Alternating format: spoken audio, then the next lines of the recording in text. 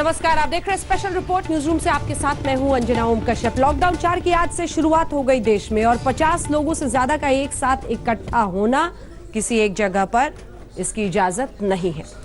लेकिन 10,000 मजदूर इकट्ठा हो गए गाजियाबाद के एक मैदान में।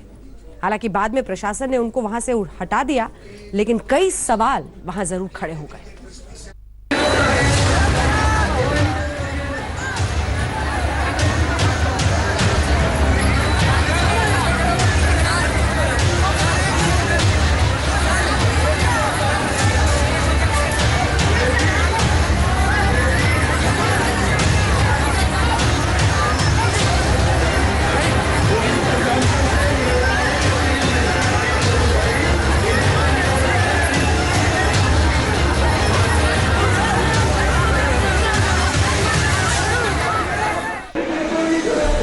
कोरोना संक्रमण, लॉकडाउन, सोशल डिस्टेंसिंग, 2 महीने से लोगों की जुबान पर बैठे ये लफ्ज इस भीड़ को देखकर न जाने कहां खो गए।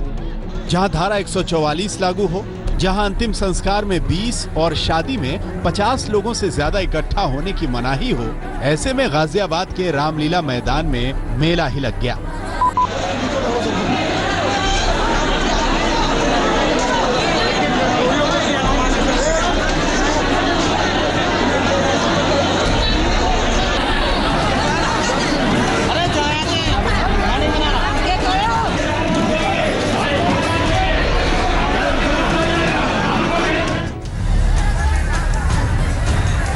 मजदूरों को खबर मिली थी कि उत्तर प्रदेश सरकार बॉर्डर तक पहुंच चुके हर मजदूर को उसके घर भेजने का इंतजाम करवाएगी।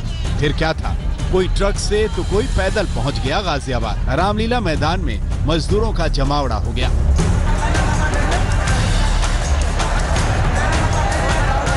इस वक्त मैं मौजूद हूँ गाजियाबाद के घंटाघर पर और मेरे पीछे आप देखेंगे किस तरीके से हजारों मजदूरों की जो भीड़ है वो यहाँ इस वक्त इकट्ठा हो चुकी है, इस उम्मीद के साथ कि वो अपने घर जाना चाहते हैं। ये लोग दूर दूर तक अगर आप देखेंगे तो किस तरीके से सोशल डिस्टेंसिंग का जो पालन होना चाहिए वो यहाँ पालन होता हुआ नजर नहीं आ रहा।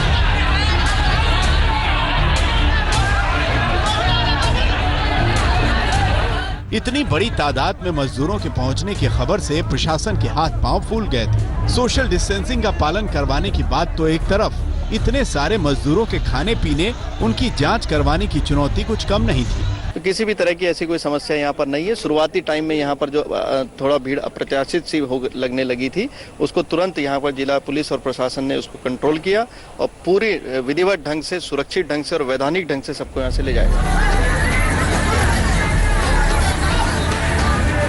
गाजियाबाद में मजदूरों के जमावड़े की खबर आईजी मेरठ जोन को भी लगी तो वो भी मौके पर पहुंच गए।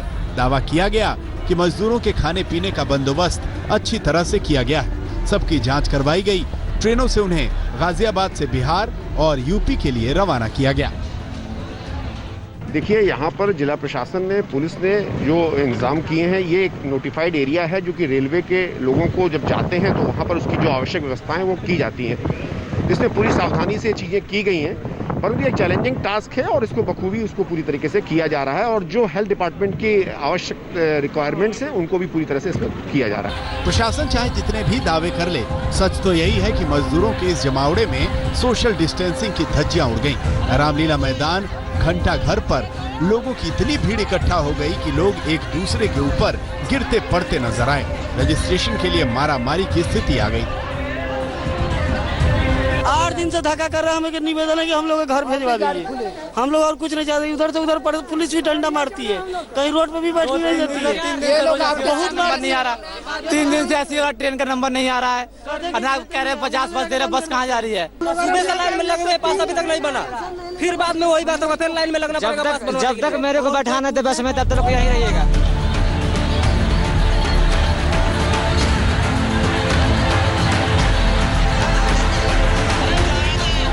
मजदूरों को थर्मल स्क्रीनिंग और पेपर वेरिफिकेशन के लिए गाजियाबाद के घंटाघर रामलीला मैदान में रोका गया था।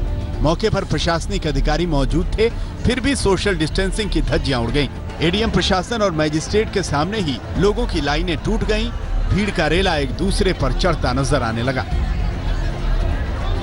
जो भी मजदूर यहाँ पे हैं, यूपी के अंदर के हों या यूपी के बाहर के हों, बिहार के मेनली बिहार के लिए 3 ट्रेन आज जा रही है, मुजफ्फरपुर, पटना, रक्सौल। हर ट्रेन में 1200 लोग जाएंगे। 3600 मजदूर आज यहाँ भेजे जाएंगे बिहार के लिए। और यूपी के अंदर के लिए गोरखपुर, बनारस, आजमगढ़ 3 ट्रेन वहाँ भी जा रही है। तो सर जैसे पालन पहले हो रहा था, सुबह भीड़ कम थी तो सब लाइन में लगे थे, लेकिन भीड़ ज़्यादा होने के कारण हर लेबर परेशान है, हर मजदूर परेशान है कि पहले हम चले जाएं। कड़ी धूप में मजदूरों का हाल बेहाल हो रहा था। उन्हें अपने घर जाने की जल्दी थी, लिहाजा उनका सब्र टूट गया। पुलिस को उन पर लाठियां भी फटकारनी पड़ी। प्रशासन मजदूरों को उनके घर तक पहुंचाने में जुटा है, लेकिन जिस तरह से यहां सोशल डिस्टेंसिंग की धज्जियां उड़ी हैं, उसकी कीमत कहीं गाजियाबाद के निवासियों को ना चुकानी पड़े। गाजियाबाद से मयंक गौड़, सुशांत मेहरा के साथ पुनीत शर्मा, दिल्ली आज तक। गाजियाबाद के रामलीला मैदान में 2 ऐसे मैदानों में मजदूर पहुंचे। हालांकि कई ऐसे मजदूर थे जिनका रजिस्ट्रेशन हुआ था, लेकिन कई ऐसे मजदूर भी पहुंचे जिनका रजिस्ट्रेशन नहीं हुआ था। स्थिति अचानक बदली। हालांकि प्रशासन ने भी संभालने की भरपूर कोशिश की। हालांकि शाम 5 बजे जाके ही परिस्थिति काबू में आई।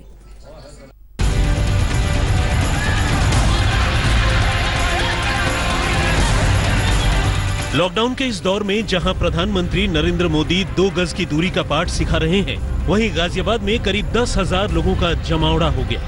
हालांकि प्रशासन ने मजदूरों के रुकने के तमाम इंतजाम किए थे। 1000 मजदूरों को तो कौशाम्बी के एक मॉल में रोका गया था, लेकिन गाजियाबाद के कविनगर और घंटाघर दोनों इलाकों के रामलीला मैदान में सुबह हजारों मजदूरों का रेला पहुंच गया था। पूरा देश कोरोना के महासंकट से जूझ रहा है। 14 दिन के लिए लॉकडाउन को एक्सटेंड किया गया है। आज लॉकडाउन 4 का पहला दिन है, लेकिन गाजियाबाद के कविनगर की रामलीला मैदान में देखिए लगभग 4000 लोग यहाँ पर इकट्ठा हुए हैं। इनमें से काफी ज्यादा लोग दिल्ली से भी आए। पिछले दिनों औरैया में मजदूरों के साथ हुए हादसे से प्रशासन चौकन्ना था। मजदूरों को सही तरीके से उनके घरों के लिए रवाना करने का पूरा इंतजाम कर रखा था। मजदूरों को गाजियाबाद से बिहार और यूपी भेजने के लिए 6 श्रमिक ट्रेनों का इंतजाम किया गया था। इसके अलावा 100 बसों का भी इंतजाम किया गया था, लेकिन यहाँ तो 10,000 लोगों का जमावड़ा हो गया। इतने लोगों का इंतजाम किसी चुनौती से कम नहीं था। जिलाधिकारी और एसएसपी खुद मैदान में जुट गए। हमारा जो पड़ोसी राज्य है वहां से भी कुछ लोग अनधिकृत रूप से हमारी सीमा में घुस जा रहे हैं, तो वो भी जब यहाँ तक पहुंच जाते हैं तो वो भी इस देश के नागरिक हैं। इसलिए उनको भी हम माननीय मुख्यमंत्री जी के निर्देश हैं कि कोई भी व्यक्ति पैदल सड़क पर चलता हुआ न पाया जाए। हम लोगों ने 32 शटल बस लगा करके उनको आश्रय स्थलों पर पहुंचाया है। गाजियाबाद में जितने मजदूर थे उतने दर्द, उतनी ही कहानी। किसी ने रोजी रोटी के संकट में घर का रास्ता नापा तो किसी को भूख यहाँ तक ले आई। हम यहाँ सुबह 7 बजे से इंतजार कर रहे हैं, ना टोकन मिला है ना कुछ सुविधा मिली है हमको। 9 महीने के बच्ची धूप में परेशान हो रही है। आप यहाँ रजिस्ट्रेशन के लिए? हाँ, रिक्शा चला रहे थे हम। रिक्शा चलाते हैं? रिक्शा चला के वो जो खाने के लिए कुछ नहीं, लास्ट में रिक्शा ही बेच के खा गया। अब मेरे पास 1 पैसे भी नहीं है, तो क्या करें आप? अब घर जाना चाहते हैं? मरेंगे या तो भूख से मरेंगे। यूपी के मुख्यमंत्री योगी आदित्यनाथ ने ऐलान किया था। अखबारों में सरकार ने विज्ञापन भी दिए थे कि यूपी के मजदूरों को बॉर्डर से सरकार बसों और ट्रेनों से उनके घर भेजेगी। गाजियाबाद में भी मजदूरों का जमावड़ा इसी ऐलान के बाद हुआ। दोपहर तक यहां रजिस्ट्रेशन के लिए मारामारी मची हुई थी। इस पर राजनीति भी शुरू हो गई थी। कांग्रेस नेता प्रियंका गांधी वाड्रा ने यूपी सरकार पर करारा हमला बोला था। सवाल हर तरफ से उठे। इतनी पीड़ा, इतनी तकलीफ, गरीब आदमी की, मजदूर की इतनी परेशानी, ये भारतीय जनता पार्टी को दिख नहीं रही। और भारतीय जनता पार्टी उस पे धृतराष्ट्र की तरह आंख पर पट्टी बांधे बैठी हुई है। इससे साफ है कि सिर्फ और सिर्फ ये अमीरों की पार्टी है। गाजियाबाद में जितनी तेजी से मामला काबू से बाहर हुआ था, प्रशासन ने उतनी ही तेजी से इस पर काबू भी पाया। मजदूरों को फटाफट बसों में बिठाया जाने लगा। देखते ही देखते कुछ ही घंटों में घंटाघर वाला रामलीला मैदान करीब खाली भी हो गया। मदद के लिए सब आगे बढ़ रहे हैं। सिविल डिफेंस के कार्यकर्ता यहाँ पर आपको दिख जाएंगे। और इसके साथ ही अगर आप ये बस देखें तो ये वो बस है जो स्टेशन जाने के लिए तैयार है। स्टेशन जाने के लिए ये बस तैयार है। बाकी लोग रजिस्ट्रेशन के लिए अभी लाइन में लगे हैं। कहाँ की ट्रेन निकल रही है? ये कहाँ की ट्रेन जा रही है? रक्सौल के लिए जा रही है। रक्सौल जा रही है। और आप सबको मिल गया है इसमें, रजिस्टर हो गया? हाँ जी हो गया। रजिस्टर हो गया, रजिस्टर हो गया जाने रक्सौल? हो गया हो गया। कितना दिन से इंतजार कर रहे थे? 3 महीने से। 3 महीने जब से लॉकडाउन है तब से? तो अब खुशी है? हाँ खुशी है। खुशी है? बहुत खुश है वो। अब घर जाने के लिए बस मिल गया, ट्रेन का टिकट मिल गया, बहुत खुश। अब काम मिलेगा वहाँ पे लग रहा है? बिहार में नून रोटी खाएंगे तो अच्छा रहेगा। गाजियाबाद प्रशासन ने हालात पर काबू पाया, मजदूरों को तेजी के साथ शिफ्ट किया जाने लगा। इसके बाद भी सियासत नहीं थमी। कांग्रेस महासचिव प्रियंका वाड्रा ने फिर ट्वीट किया। उन्होंने इस बार यूपी के मुख्यमंत्री योगी आदित्यनाथ का धन्यवाद किया, लेकिन ये भी जोड़ा कि ये बसें कांग्रेस के खर्चे पर चलवाई गई हैं। बहरहाल गाजियाबाद प्रशासन ने आज मामला संभाल लिया। 6 ट्रेनों और करीब 100 बसों में भरकर मजदूरों को यहां से बिहार और यूपी के तमाम शहरों के लिए रवाना कर दिया गया। लेकिन ये तो महज शुरुआत है। अभी हजारों की तादाद में मजदूर अपने घरों से दूर रहने को मजबूर हैं। श्वेता सिंह और पुनीत शर्मा के साथ सुशांत मेहरा, गाजियाबाद, आज तक। उत्तर प्रदेश की सीमा में ही नहीं, दिल्ली में भी आज ऐसा ही मजदूरों का जमावड़ा हो गया। पटपरगंज में अचानक खबर फैली कि मजदूरों के लिए उनके घरों तक जाने का इंतजाम हो रहा है। हुजूम इकट्ठा हो गया। फिर आसपास के स्कूलों में उन मजदूरों को ठहराना पड़ा।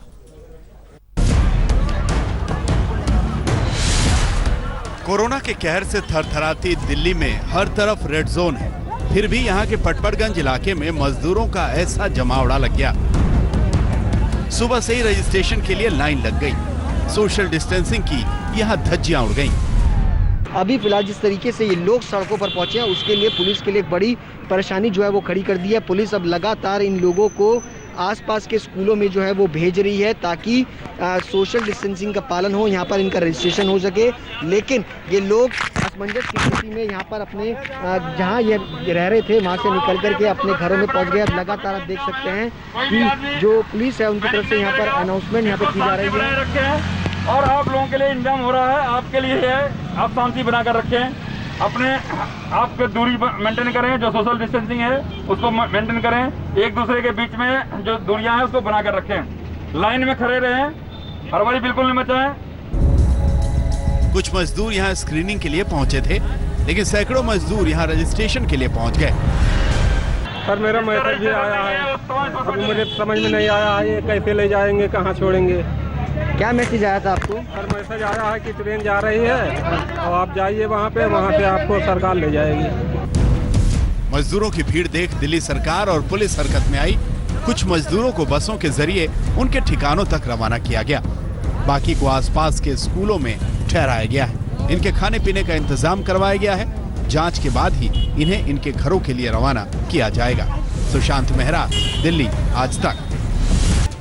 स्पेशल रिपोर्ट में न्यूज रूम से फिर आपका स्वागत है। आपके साथ मैं हूं अंजना ओम कश्यप और एक बार फिर बुलेटिन के इस हिस्से की शुरुआत कोरोना अपडेट के साथ। आपको बता दें, लगातार बढ़ रहे मामलों में हम शुरुआत कर रहे हैं राजधानी से। दिल्ली में 24 घंटे में कोरोना के 299 नए केस आए हैं। दिल्ली में कोरोना के मरीजों की संख्या अब 10,000 के पार 10,054 हो चुकी है। दिल्ली में कोरोना से अब तक 160 लोगों की मौत हुई है। मध्य प्रदेश में 24 घंटे में 259 नए कोरोना पॉजिटिव हुए हैं और मध्य प्रदेश में कोरोना के अब तक कुल 5,236 केस हैं।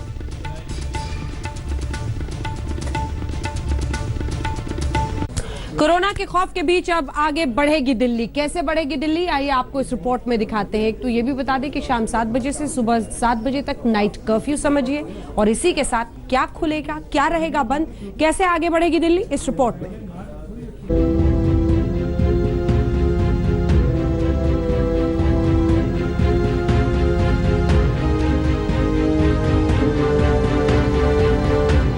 दिल्ली को बंद पड़े पूरे 54 दिन हो गए। जी हाँ, एक के बाद एक 3 लॉकडाउन गुजर गए।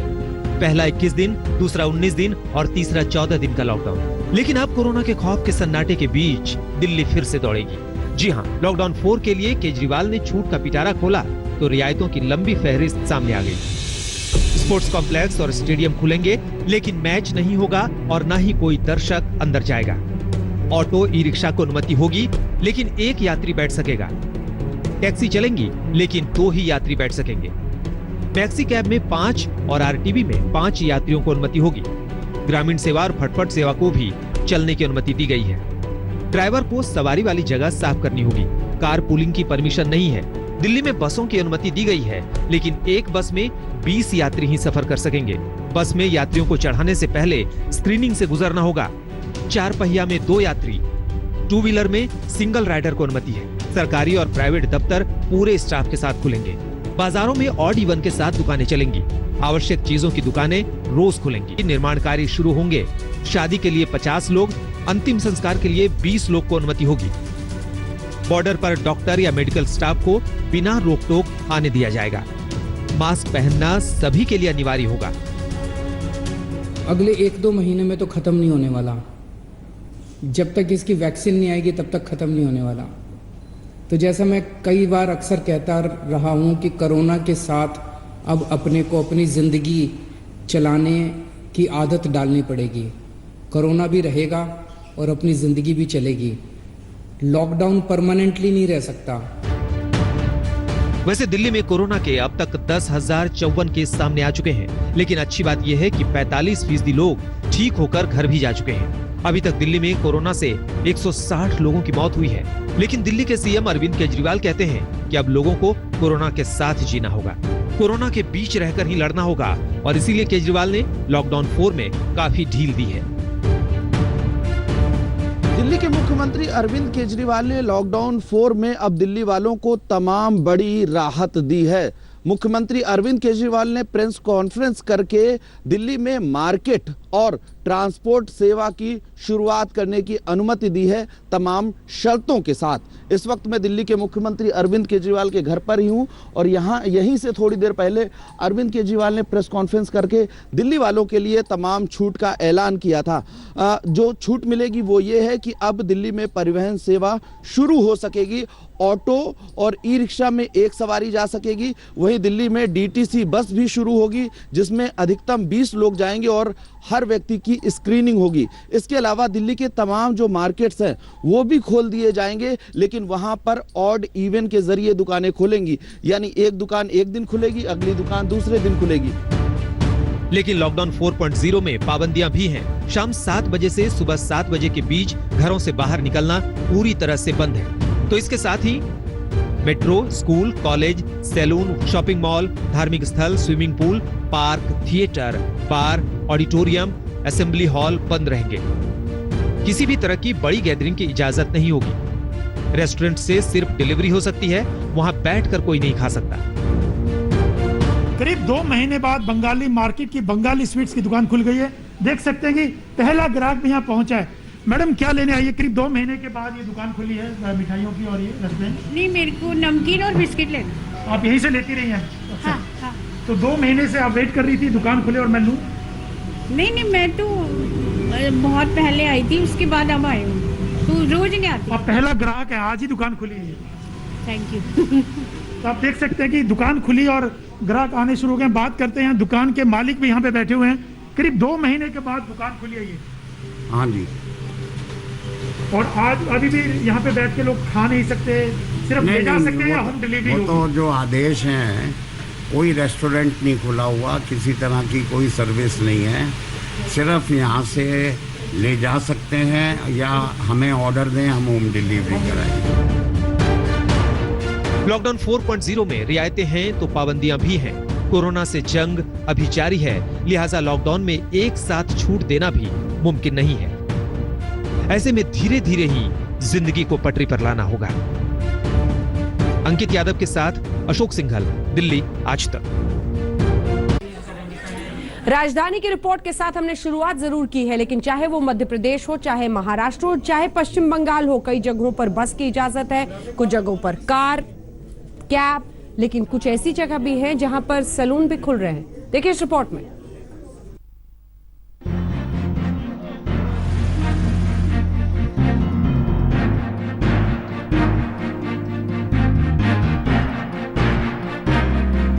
नए नियमों के साथ लागू लॉकडाउन 4 के पहले दिन तमाम राज्यों में तस्वीर थोड़ी बदली सी नजर आई।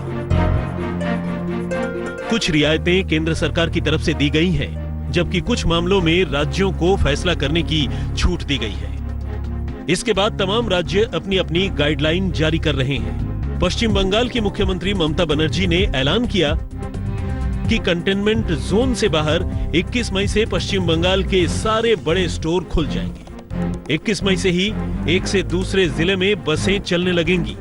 27 मई से ऑटो रिक्शा चलेंगे, लेकिन 2 सवारी से ज्यादा नहीं बिठा सकते। सैलून और ब्यूटी पार्लर अच्छी तरह से सैनिटाइजेशन के बाद ही खुलेंगे। सरकारी और निजी दफ्तर वैकल्पिक दिनों पर खुलेंगे। पश्चिम बंगाल में नाइट कर्फ्यू लागू नहीं होगा। বড় দোকানগুলো খুলে যাবে সব 21 তারিখ থেকে, বড় মাঝারি ছোট। আর হকার যেগুলো হকারদের মার্কেট আছে বা হকারসরা যেখানে বসে সেখানে পুলিশ আর কলকাতা কর্পোরেশন, হাওড়া কর্পোরেশন এগুলো কথা বলে একটা প্ল্যান এরা ঠিক করবে। बंगाल के अलावा पंजाब और हरियाणा ने भी नई गाइडलाइन जारी की है। पंजाब की बात करें तो शाम 7 बजे से सुबह 7 बजे तक कर्फ्यू हटा लिया गया है, लेकिन लॉकडाउन जारी रहेगा। एक से दूसरे जिलों में बसों को आवाजाही की इजाजत होगी। दफ्तरों और बाजारों में जाने के लिए पास की जरूरत नहीं होगी। कंटेनमेंट जोन से बाहर नाई की दुकानें और खाने पीने की चीजों की दुकानें खुल जाएंगी। पंजाब के लुधियाना में सैलून खुल गए हैं। दूसरी तरफ हरियाणा ने भी गाइडलाइन जारी कर दी है। इसके मुताबिक कंटेनमेंट जोन से बाहर सारे बाजार खुल जाएंगे। मंगलवार से अंतरराज्यीय बसें चलने लगेंगी। 6000 कैदियों की पैरोल अगले 6 हफ्ते के लिए बढ़ा दी गई है। इससे पहले गृह मंत्रालय ने साफ कर दिया था कि राज्य उसकी गाइडलाइन से ज्यादा रियायत नहीं दे सकते। जरूरत पड़ने महाराष्ट्र में क्या खुलेगा, क्या बंद रहेगा, गाइडलाइंस जारी कर रहे हैं महाराष्ट्र के मुख्यमंत्री उद्धव ठाकरे। सीधे लिए चलते हैं। मध्ये आहे आता तुम्हाला कदाचित असं वाटायला लागलं असेल की मी आलो म्हणजे लॉकडाऊनच जाहीर करतोय। साहजिकच आहे, कोणालाही घरी विशेषतः कामाशिवाय डांबून ठेवणं किंवा बसवणं यासारखी मोठी शिक्षा असू शकत नाही। पण नीट समजून घ्या, मी कदाचित कोणाला आवडत असेल, कोणाला आवडत नसेल की याच्याकडे काही उत्तरच नाहीये। हे लॉकडाऊन लॉकडाऊन लॉकडाऊन किती दिवस चालणार? कुछ लोग मुझे पसंद करते होंगे, कुछ लोग मुझे पसंद नहीं करते की नाही, हा जो काही जवाब आहे हा आपण भेदणार आहोत की नाही, उत्तर कोणाकडेच नाहीये। जगामध्ये कोणाकडे उत्तर नाहीये, आपल्या देशात सुद्धा कोणाकडे उत्तर जवाब नहीं है कई चीजों का।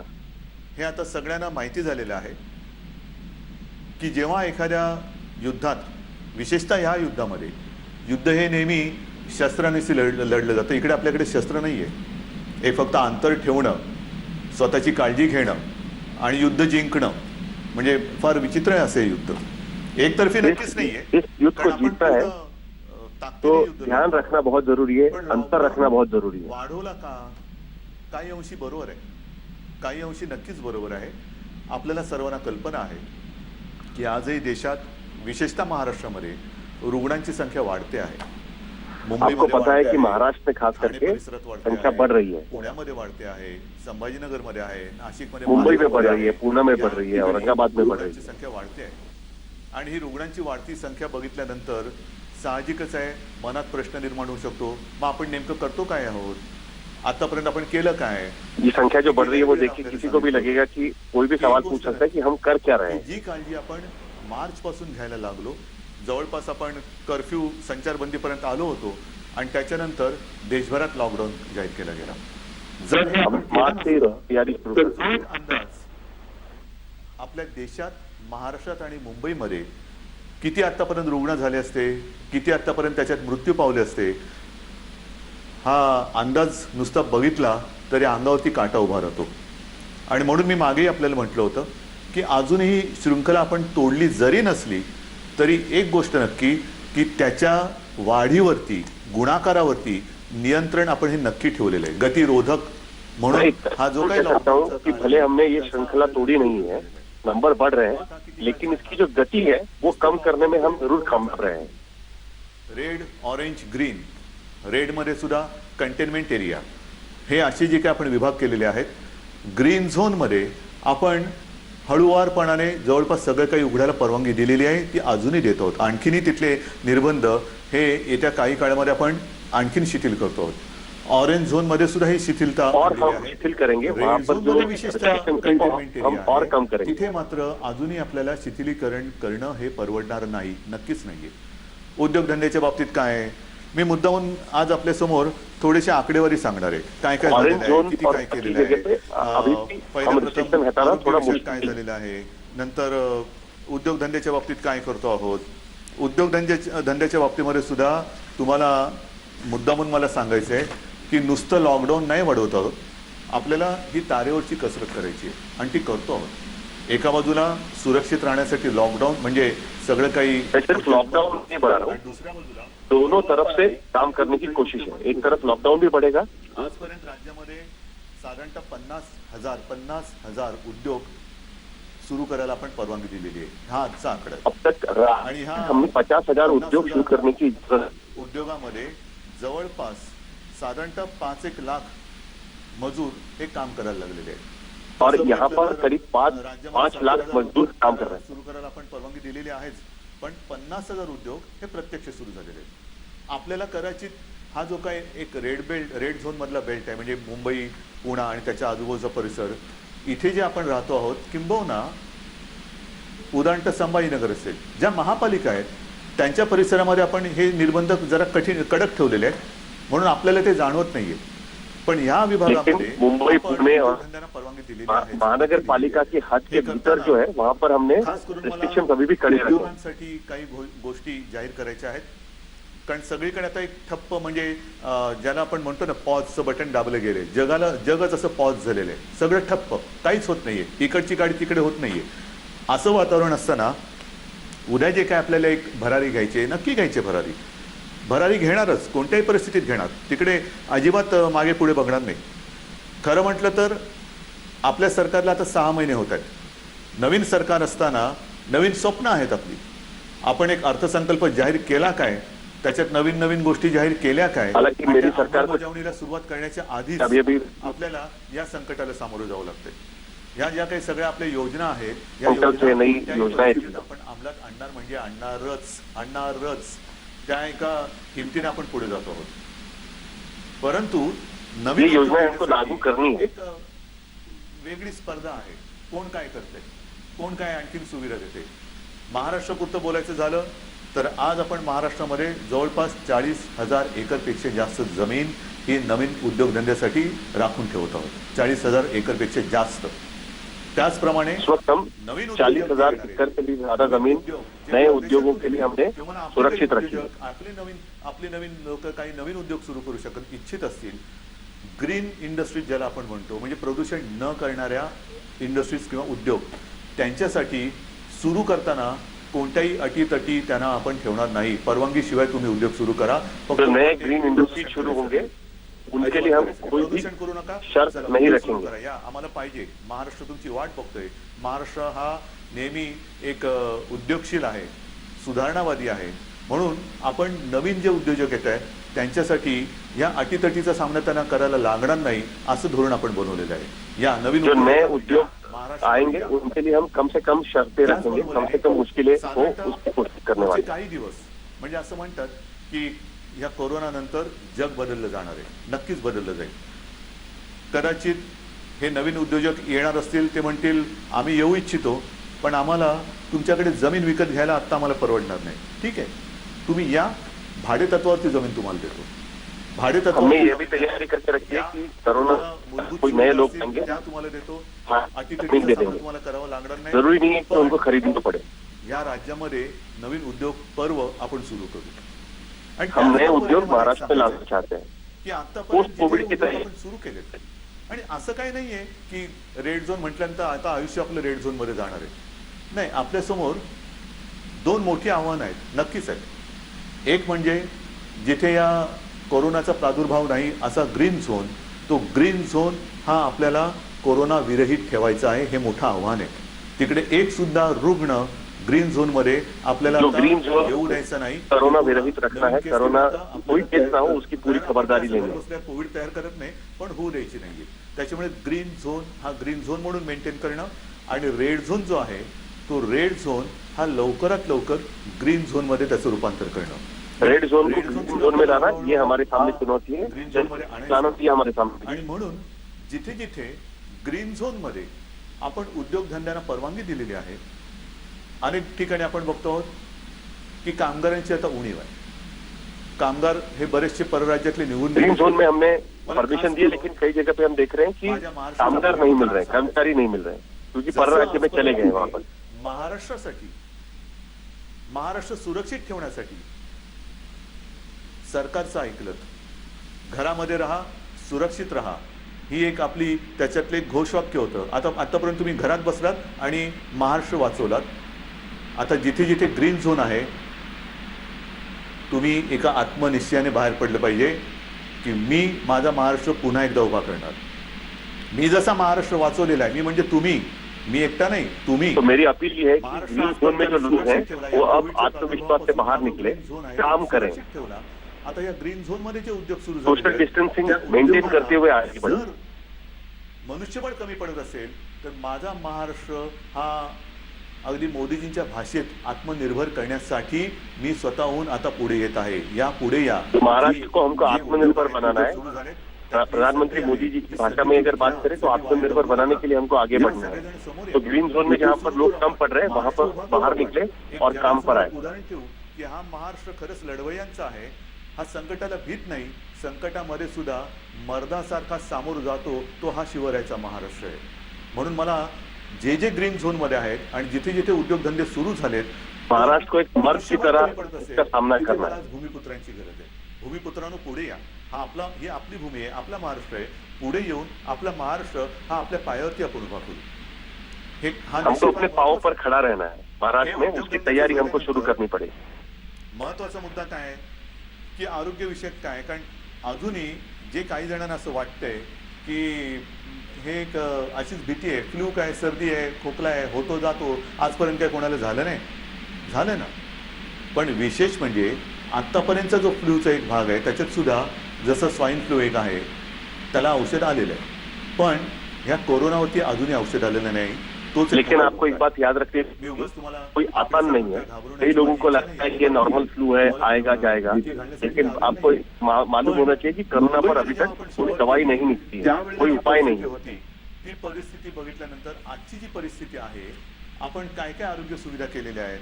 आपण, तुम्हाला कल्पना असेल, गेल्या वेळेला मी बोललो होतो आणि आज संध्याकाळी मी जाऊन आलो. मी होतो, उपमुख्यमंत्री होते, बाळासाहेब थोरात होते, एकनाथ शिंदे होते, आदित्य पण होता बरोबर, आपले मुख्य सचिव होते, महापालिका आयुक्त होते आणि विशेष म्हणजे तिथे आपले आर्य राजीव जे MMRDA म्हणजे मुंबईतली मेट्रो. लेकिन हमने कई सारी सुविधाएं शुरू की है. नए अस्पताल हम बना रहे हैं. आज ही मैं MMRDA गया था, वहाँ पर MMRDA ने बनाया हुआ जो अस्पताल है वो BMC को सौंपा गया है. आज तिकडे जवळपास 1000 बेड्सचं एक चांगलं कोविड केअर सेंटर हे आपण उभं केलेलं आहे. येत्या 1-2 दिवसात त्याचा वापर सुरू होईल. मुंबईमध्ये ठिकठिकाणी, मी मुंबईपुरतं बोलतो, मुंबईमध्ये नंतरचं पुढचं मी बोलणारच आहे, पण मुंबईमध्ये ठिकठिकाणी म्हणजे असं बांद्रा कुर्ला कॉम्प्लेक्स संकुल आहे, तिथे आणखीन 1000 बेड्स वाढवतो आहोत. गोरेगावचं एक्झिबिशन ग्राउंड आहे, तिकडे वाढवतो आहोत. रेसकोर्सवरती त्या पार्किंगमध्ये होत आहे. वरळीला डोममध्ये तर सुरू केलेलाच आहे. आणखीन 1-2-3 ठिकाणी बोलून चेक नका आहे, ठाण्यामध्ये आहे. हे आता नुसतं कोविड केअर सेंटर म्हणून नाही राहणार. या सगळ्या जम्बो फॅसिलिटी ज्याला म्हणतो, या जम्बो फॅसिलिटीमध्ये जे जे आवश्यक लागतं ते ते तिकडे आपण करणार आहोत. म्हणजे विशेषतः हमने कई पण अनेक जण होम हो ऑक्सिजनची या वर्षे हो या सगळ्या सुविधांमध्ये में हो, वहाँ पर हम फैसिलिटी नहीं, वहाँ पर बाकी चीजें भी हम बताने जा रहे हैं. त्याचप्रमाणे तो नए रंग रूप में कैसे होगा लॉकडाउन 4, ये तो आपने स्पेशल रिपोर्ट्स में देख लिया, लेकिन अब आइए आपको दिखाते हैं अहमदाबाद की ये तस्वीरें, परेशान करने वाली, क्योंकि मजदूरों के पलायन का सिलसिला थम नहीं रहा. कहीं पे गुस्सा, कहीं पत्थरबाजी. अहमदाबाद की ये तस्वीरें हैं जहां पर मजदूर घर वापसी के लिए जिद करके सड़कों पर उतरे, पत्थर मारने लगे, पुलिस की तरफ से लाठीचार्ज हुआ.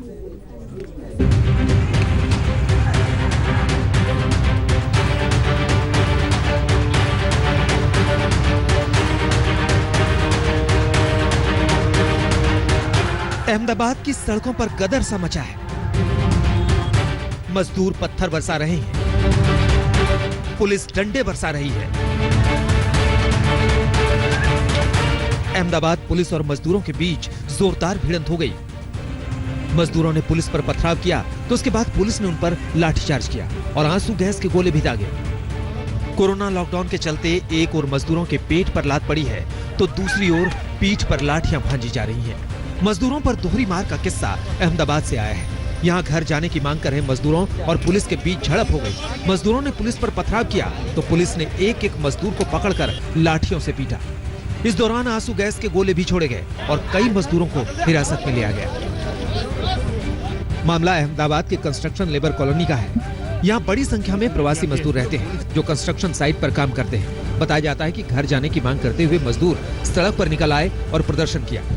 नमस्कार, मैं हूं अंजना ओम कश्यप। हमें उम्मीद है ये वीडियो आपको पसंद आया होगा। लेटेस्ट खबरों के लिए यूं ही देखते रहिए आज तक और इस वीडियो के पसंद आने पर लाइक, शेयर एंड सब्सक्राइब करना ना भूलें।